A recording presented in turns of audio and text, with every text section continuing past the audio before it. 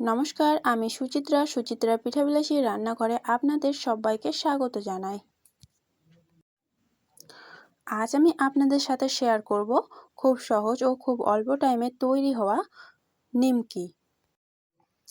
এটাকে বলা হয় গোটা নিমকি। খুব অল্প ও খুব সহজে তৈরি হয়ে যায়, খেতেও কিন্তু অনেকটাই সুন্দর হয়।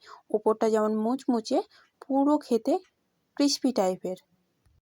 তো চলুন মেন রেসিপিতে ফেরা যাক।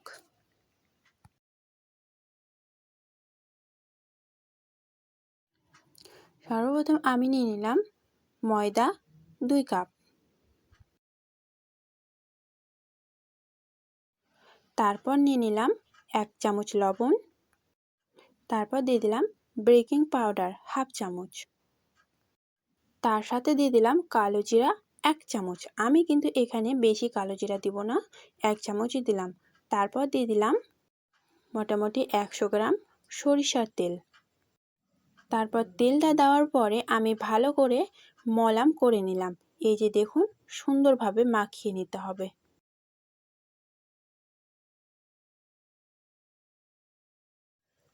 মোটামুটি আমি 5 থেকে 6 মিনিটের মতন সুন্দর করে আটাটাকে মাখিয়ে নিলাম।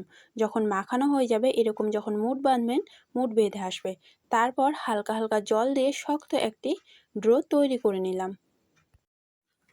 আর হ্যাঁ, এখানে কিন্তু নর্মাল জল দিলেই চলবে। তারপর মোটামুটি আমি 5-6 মিনিট টাইম দিয়ে সুন্দর করে একটি শক্ত ডো তৈরি করে নিলাম ও 10 মিনিটের জন্য একটা থালা দিয়ে ঢেকে রেখে দিলাম। 10 মিনিট পরে আবারও আমি সুন্দর করে ডোটি ভালো করে মাখিয়ে নিলাম। মাখিয়ে নেওয়ার পরে ছোট ছোট সাইজের ডো তৈরি করে নিলাম। এই যে দেখুন, আমি কিন্তু এখানে খুব বেশি বড় বড় করব না, লুচির থেকে সামান্য একটু বড় করলেই চলবে। তারপর সবকটা একই মতনভাবে কেটে নিলাম। তারপরে একটি বেলনা নিলাম ও তাতে গোল গোল করে একটু কর্নফ্লাওয়ার দিয়ে সুন্দর করে একটি রুটি বেলে নিলাম। আর হ্যাঁ, এখানে কিন্তু খুব পাতলা করতে যাবেন না, হালকা একটু যেন মোটা হয়ে থাকে, তাহলেই চলবে। এই যে দেখুন, আমি সুন্দর একটি রুটি তৈরি করে নিলাম। রুটিটা কিন্তু খুব পাতলা করলে চলবে না, একটু মোটা থাকলেই হবে। তারপর একটি ভাঁজ দিলাম ও হালকা করে হাতের দাবা দিয়ে বসিয়ে দিলাম। তারপর আবারও আমি আরেকটা ভাঁজ দিয়ে দিলাম। এই যে দেখুন, 3 কোণা টাইপের। তারপরে আমি একটু একটু করে কোণাগুলো বসিয়ে দিলাম। এখানে অল্প অল্প করে বসাতে হবে যেন ফুলে ভালোভাবে, তার জন্য। এই যে দেখুন, আমি বসিয়ে দিলাম সুন্দর করে।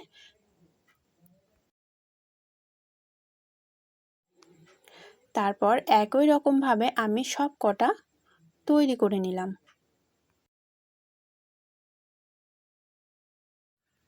তারপর নিয়ে নিলাম একটি কড়াইয়ে দিয়ে দিলাম তেল।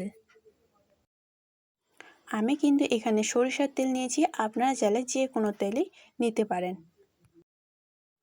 তেলটি দেওয়ার পরে হালকা যখন গরম হয়ে আসবে, তখন এরকম করে একটি একটি করে ছেড়ে দিলেই হবে।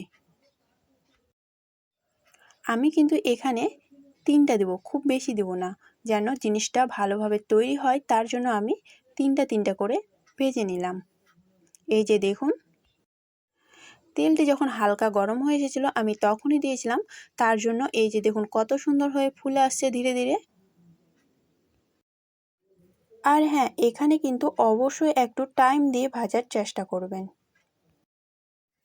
আমি ঘড়ি দেখে মোট 20 মিনিট রেখেছিলাম।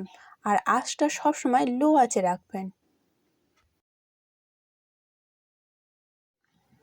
আর হ্যাঁ, আমার ভিডিওটি দেখে যদি ভালো লাগে, চ্যানেলটিকে সাবস্ক্রাইব করে পাশে থাকার অনুরোধ রইল। আর আমার ভিডিওটি যদি ফেসবুক পেজ থেকে দেখেন, পেজটিকে একটু ফলো করে পাশে থাকার অনুরোধ রইল। আমি তেলগুলোকে হালকা হালকাভাবে ছিটিয়ে দিয়েছিলাম যেন ভিতরের লেয়ারটা সুন্দরভাবে ফুলে, তার জন্য।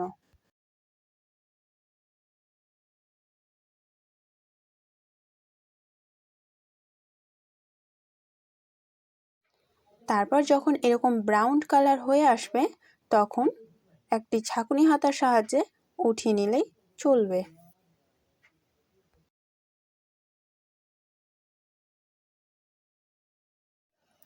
তারপর আমি একই রকমভাবে সব কটাকে উঠিয়ে নিলাম। আর হ্যাঁ, আমার ভিডিওটি দেখে যদি ভালো লাগে একটি লাইক করে দেবেন ও শেয়ার করে পাশে থাকবেন। আর অবশ্যই কিন্তু কমেন্ট করে জানাবেন। আর হ্যাঁ, জানেন তো এরকম করে যদি নিমকি বানান আর কোনো একটি কাচের বয়মে ঢুকিয়ে রেখে দেন, মোটামুটি 2 থেকে 3 মাস পর্যন্ত সুন্দর হয়ে থাকবে। খেতেও কিন্তু অনেকটাই সুন্দর, পুরো মুচমুচে ও দারুণ সুন্দর খেতে। একবার খেলে না আবারও খেতে চাইবেন, এতটাই সুন্দর। এরকম যদি নিমকি বানিয়ে রাখেন, বাড়িতে বাচ্চা থাকলে বাচ্চারাও কিন্তু খুব পছন্দ করবে। এই যে দেখুন কত সুন্দরভাবে ভাজা হয়েছে।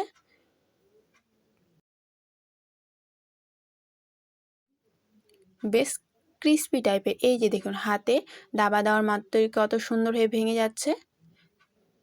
খেতেও কিন্তু অনেকটাই টেস্টি হয়েছে।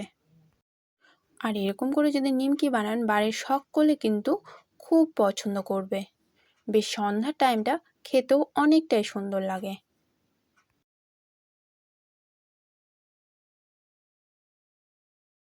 নমস্কার।